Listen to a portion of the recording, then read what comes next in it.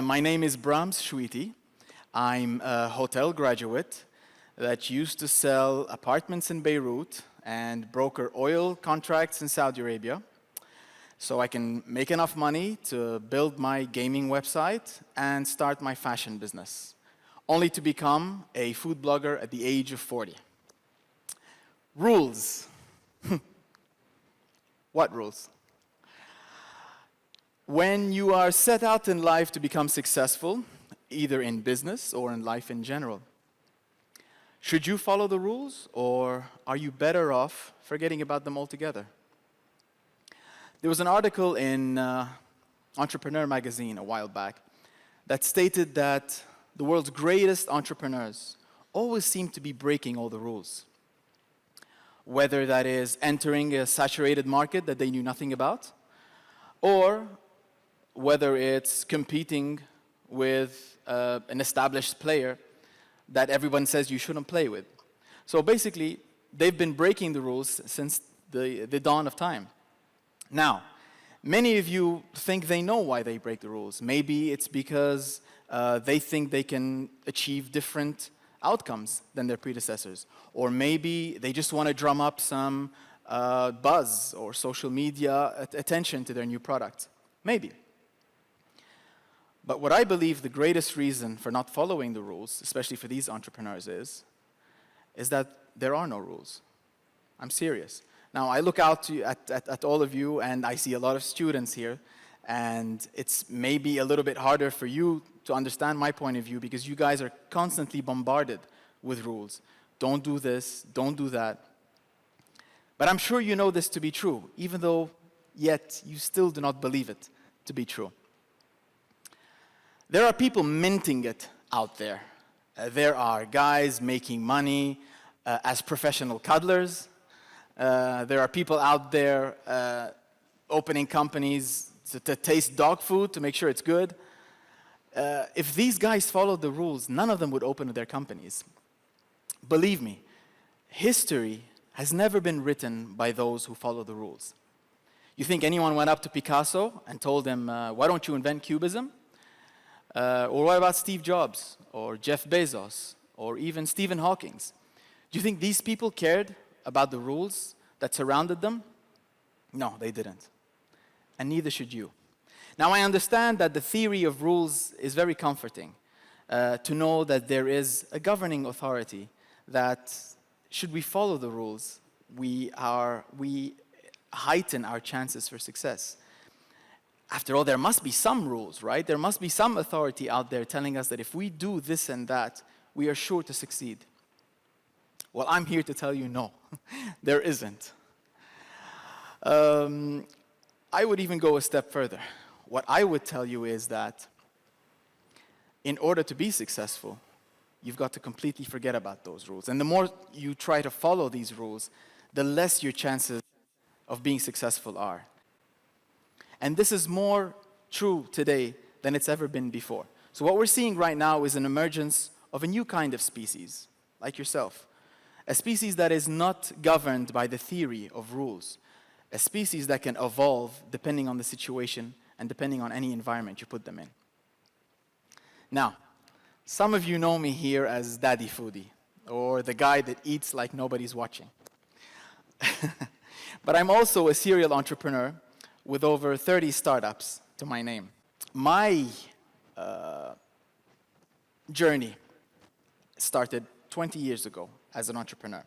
Fresh out of hotel school in Lausanne, all my colleagues were talking about climbing the corporate ladder.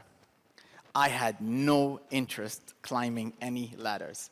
I just wanted to take the elevator as quickly as possible. So I started building my companies, and quickly, early on, I noticed that I was entering fields that I knew nothing about, fields where I had no experience whatsoever. So there was no rule book governing what I was doing. What was governing me is the pursuit of business success. I didn't care which field it was. I started a motorsports retail company, Wikele. I opened up a luxury tourism agency. I even used to import those little LED stickers that you'd stick on your phone that would light up every time somebody called you. Not that any of you guys were around at the pre-smartphone era, but it was opportunity that was guiding me, and not a rule book. At 33, when my wife told me that she was pregnant with our first baby, we were traveling the world. We were working most of the day, traveling the world, sometimes over 50, 60 times a year. So she hinted that it was time to slow down, take it easy, and concentrate on the important things in life. So I did. I started working from home, took most of the day off, and dedicated myself to my favorite pastime ever, video games. Now, at first it was amazing. But then she quickly regretted her decision. One day she stormed in and she said, "Lick, ما اتفقنا هيك. Either you make money out of this thing, or I'm throwing it out the window." Boom. Athadak.com was born, the Arab world's biggest gaming website with over 2 million users. It didn't matter that I was twice the age of the demographic. What mattered is that I understood their needs, I understood what they wanted, and I gave it to them. Any of you guys foodies here? مين بيحب بطنه? There you go. This next part's for you. Last year, and 6 or so websites later, I was tired of the fast-paced tech game. It was taking a load on me. So I said to myself, you know what, I'm finally going to do something for myself, something that I really, really enjoy.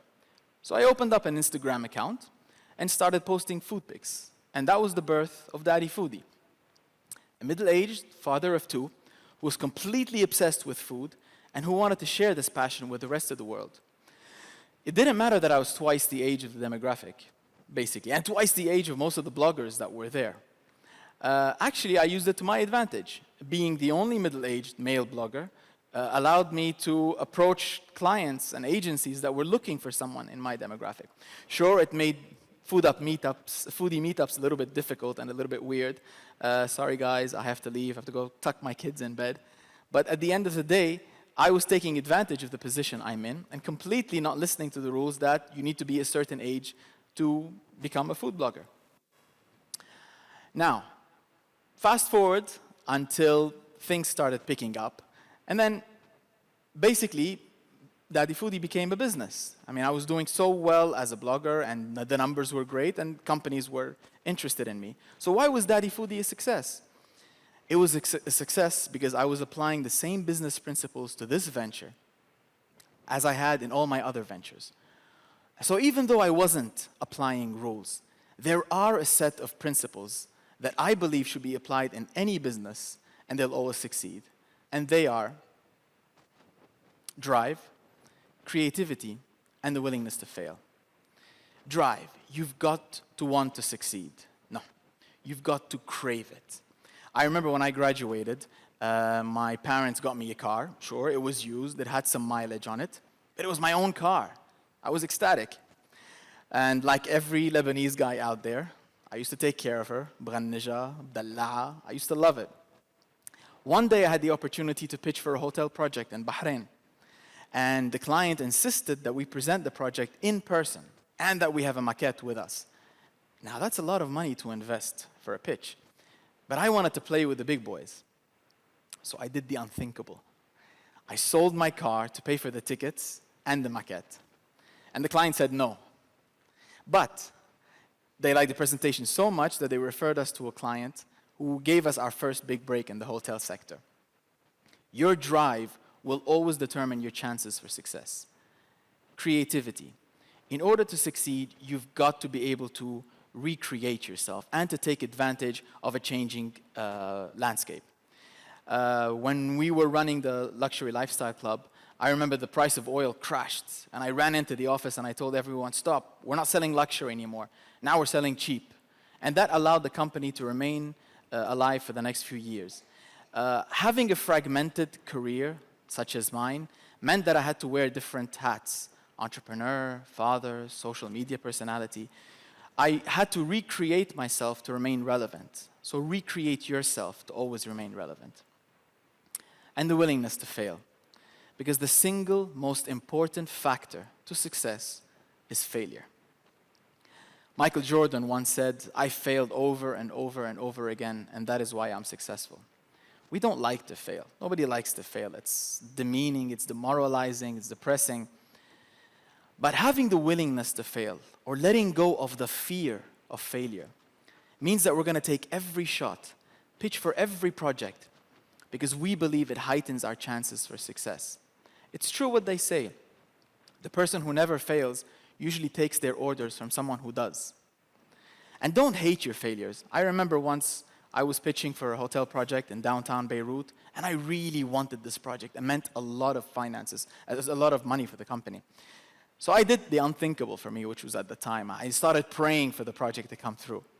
Well, the client said no, but thankfully that he did, because a few weeks later, Beirut became the site of sit-ins and protests, and our hotel would have gone under immediately. And to this day, that hotel remains empty.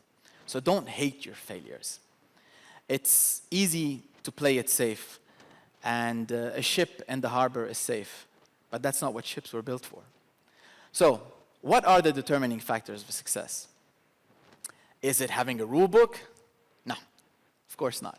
Is it having the tools at your disposal or having a global reach? Excellent, they are tools. But the determining factors in order to succeed in business, and in my opinion, in life, are drive, creativity, and the willingness to fail. For me, these are the new rules. And always remember, you don't get to 30 companies by making 30 proposals. You get to 30 companies by making 300 proposals and expecting 270 of them to fail. Thank you so much, guys. Thank you.